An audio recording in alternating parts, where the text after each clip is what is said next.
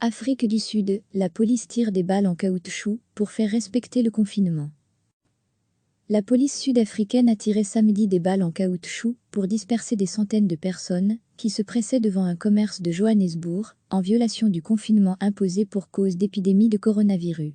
Les clients tiraient 200 à 300, y compris des femmes et des enfants, faisaient la queue depuis le matin devant un supermarché d'alimentation du quartier déshérité de Yeoville, en plein centre de la plus grande ville du pays, sans respecter les consignes de distance, a constaté un photographe de l'AF. Toutes les infos sur l'épidémie de coronavirus en Belgique et dans le monde. Arrivés à bord de plusieurs véhicules, des policiers sont intervenus en ouvrant le feu avec des balles en caoutchouc pour disperser la foule, avant de reformer la file en faisant respecter les distances à coups de fouet. Le président sud-africain Cyril Ramaphosa a ordonné le confinement total de son pays pour une période de 3 semaines, dans l'espoir de ralentir la progression inquiétante du Covid-19. Depuis vendredi, la population n'est autorisée à quitter son domicile que pour acheter de la nourriture.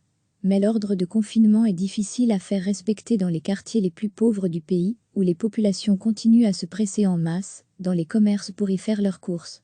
Samedi encore, des files impressionnantes se sont formées devant les supermarchés de plusieurs townships de Johannesburg, en violation des règles les plus élémentaires de précaution sanitaire. Aujourd'hui, on essaie de faire respecter une distance d'1,5 mètre entre les caddies, a expliqué Alafli Bofla, la patronne du centre commercial du township d'Alexandra, assaillie toute la journée par des centaines de clients. Personne ne sait vraiment quelle est la bonne solution, a-t-elle ajouté. Je crois que le plus important, c'est éduquer. Les autorités ont menacé les contrevenants de sanctions sévères, jusqu'à 6 mois de prison. Le ministre de la police Bheki Cele a indiqué que ses services avaient procédé pendant la journée de samedi à 255 arrestations à travers tout le pays. Le bilan quotidien du ministère de la Santé a chiffré samedi à 1187 le nombre de contaminations officiellement recensées, en hausse de seulement 17 cas par rapport à la veille, et un mort. L'Afrique du Sud est le pays du continent le plus touché par la pandémie. Chaque semaine, recevez l'essentiel de l'actualité sur le thème de l'Afrique. Toutes les infos du continent africain bientôt dans votre boîte de réception. La police sud-africaine a tiré samedi des balles en caoutchouc pour disperser des centaines de personnes qui se pressaient devant un commerce de Johannesburg en violation du confinement imposé pour cause d'épidémie de coronavirus. Les clients tiraient 200 à 300, y compris des femmes et des enfants, faisaient la queue depuis le matin devant un supermarché d'alimentation du quartier déshérité de Yeoville, en plein centre de la plus grande ville du pays, sans respecter les consignes de distance, a constaté un photographe de l'AF.